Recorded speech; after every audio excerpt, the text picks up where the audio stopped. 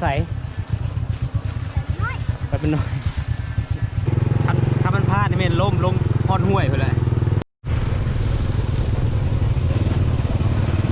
สบายดีทุกคนวันนี้สิพาเลาะ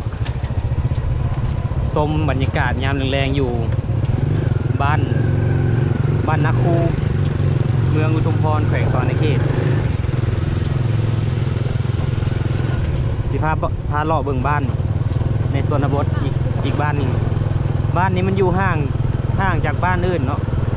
เป็นบ้านเดียวเป็นบ้านเลือกเข้ามาในป่า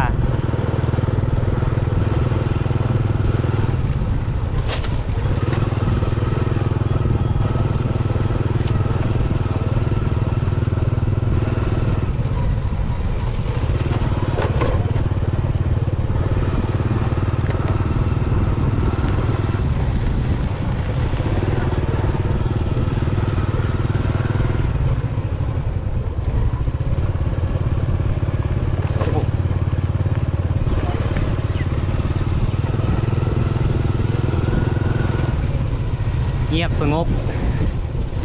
ได้ยินแต่เสียงไก่เสียงแบ่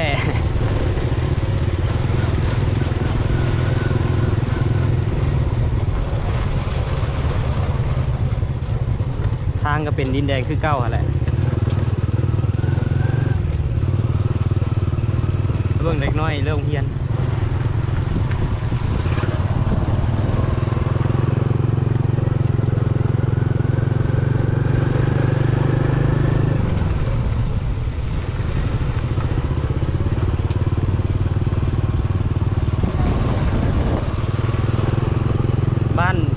บ้านใหญ่พูนอยู่ทางหน้าพูนเนาะตอนนี้ยังเข้าไปบ่ฮอด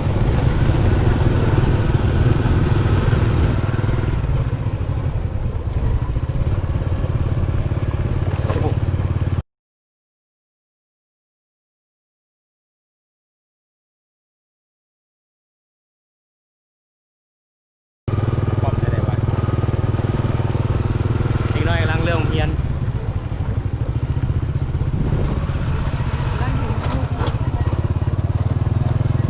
ไม่ค้อนเดียว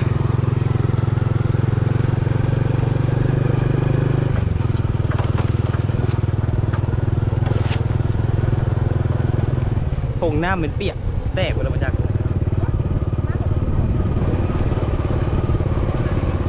แป๊บนึงจะไปจอดอยู่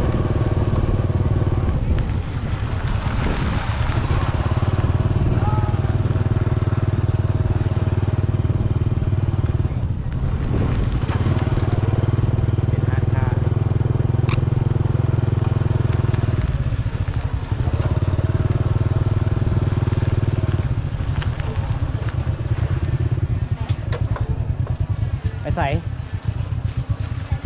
ไปเป็นน้อย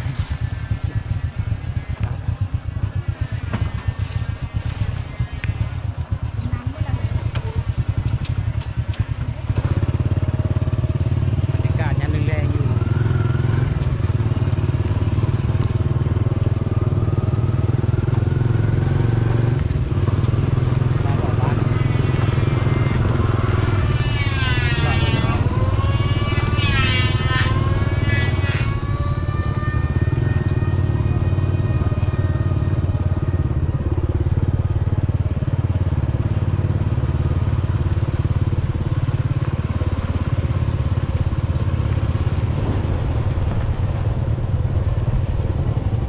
แต่เฮือนหลังใหญ่ๆได้นี่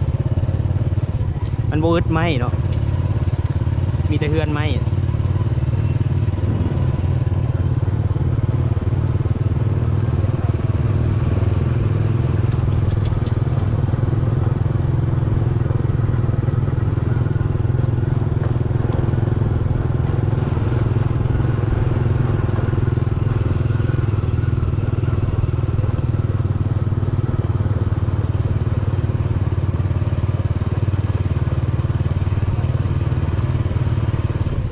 อันนี้เป็นโรงเรียนประถมโรงเรียนที่โรงเรียน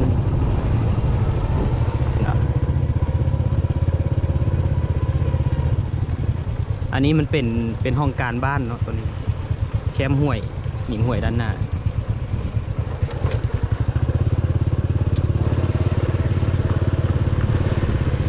นี่เป็นห้วยที่ข้ามมาวังหนึ่งนี่เป็นครัวไม้ครัวเฮ็ดด้วยไม้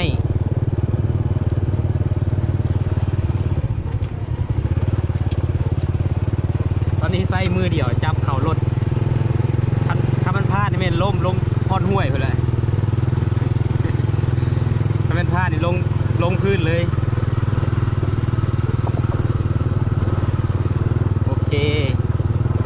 โอเคคลิปนี้สิขอจบสำนี้เนาะสำหรับการรีวิวบ้านในเขตชนบทพอกันใหม่คลิปหน้า